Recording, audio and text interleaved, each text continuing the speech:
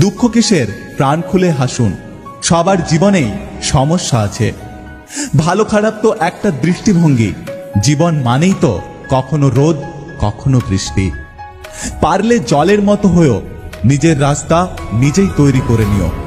পাথরের মতো হয়েও না, অন্যের রাস্তা আটকে রেখো না।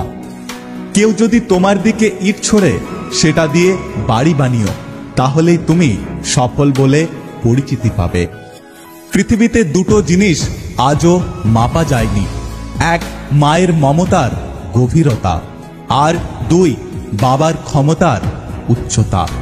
প্রত্যেকটা ঘুড়ি জানে যে শেষ অবধি হয়তো মাটিতেই পড়তে হবে, কিন্তু তার আগে একবার অন্তত আকাশ ছুঁতে হবে।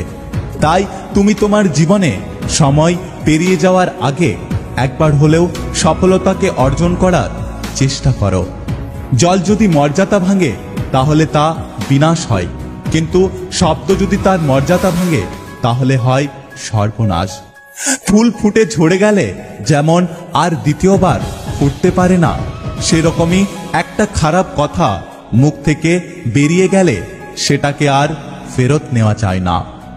যে বাড়িতে মেয়ে বউদের হাসির আওয়াজ শুনতে পাওয়া যায়, সেই বাড়িতে কোনোদিনও বাস্তুদোষ থাকতে পারে না।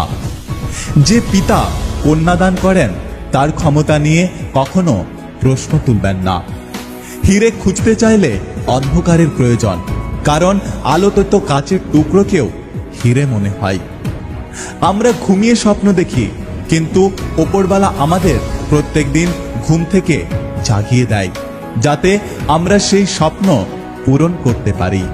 সন্তান যতই বড় হয়ে যাক না কেন, তার জন্য মায়ের আঁচল কখনো ছোট মনে হয় না।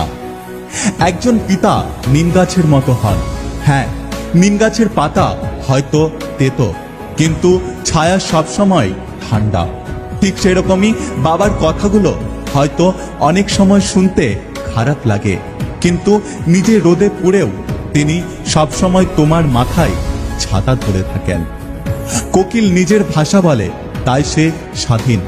টিয়া আর ময়না অন্যের ভাষা বলে, তাই সে খাঁচাতে বন্দি।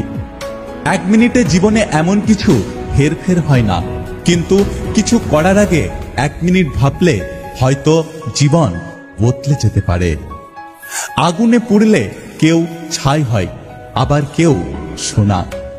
যে অন্যকে আনন্দ দেয়, ওপরওয়ালা তার জীবন থেকে কোনোদিনও আনন্দ কেড়ে নেন না। সবসময় যে প্রদীপের আলোতেই ঘর আলোকিত হয় তা কিন্তু নয়।